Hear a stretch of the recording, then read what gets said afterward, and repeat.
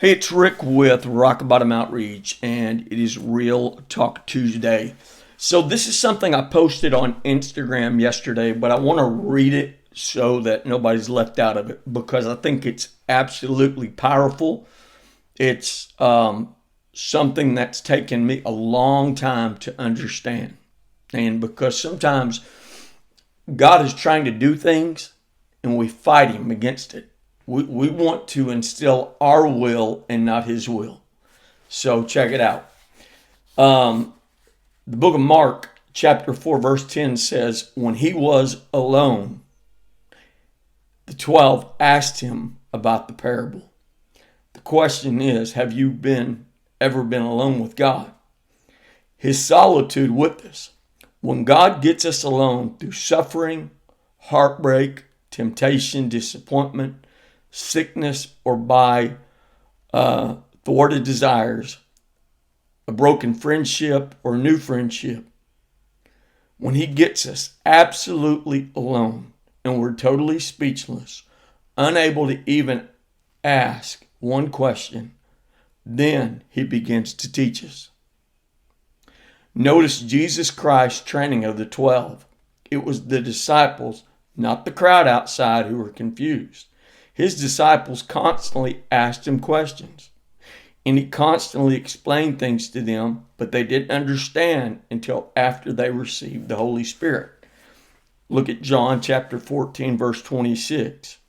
As you journey with God, the only thing He intends to be clear is the way He deals with your soul. The sorrows and difficulties in the lives of others will be absolutely confusing to you. We think we understand another person's struggle until God reveals the same shortcoming in our lives. There are vast areas of stubbornness and ignorance the Holy Spirit has to reveal in each of us, but it can only be done when Jesus gets us alone. Are we alone with Him now? Are we more concerned with our own ideas, friendships, and cares for our bodies? Jesus cannot teach us anything until we quit all our intellectual questions and get alone with Him. I think what He's describing is listening and not talking. I have the gift of gab. And with God, I do that a lot too. I do a lot of talking. I don't understand. What's the deal? And this one, if you know me, you've heard me say, God, what is the deal that you want me alone so badly? And you know what I've done? I fought Him every step of the way because I didn't like it. I didn't want to be alone. Do you think, let's say you're in a relationship or even a relationship with your father. Your father was there, but he was an absent father. He never said anything to you. Okay? Maybe he was a man of few words. And he didn't talk a whole lot. But the few words, he was teaching us something. I know myself, I've got to be a better listener. Bottom line, I do. But we're all like that.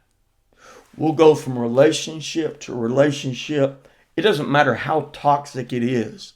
We just cannot stand to be alone. Finally, I stopped fighting Him on that. Honestly. And I said, so be it. Me and my dogs, it's you and I, Lord.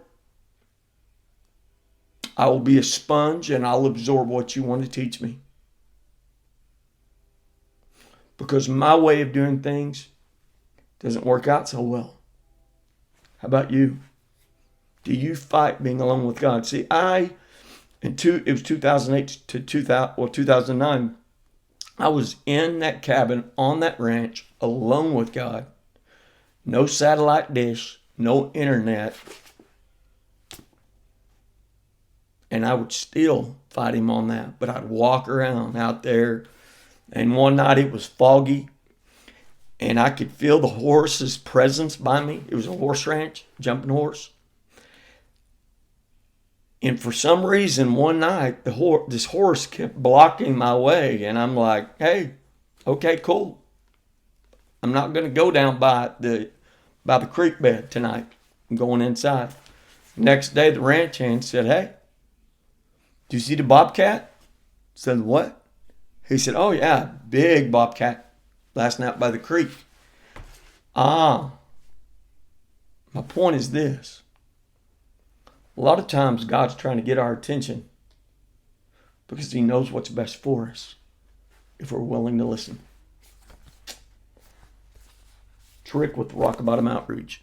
It's been Real Talk Tuesday. Have a great day.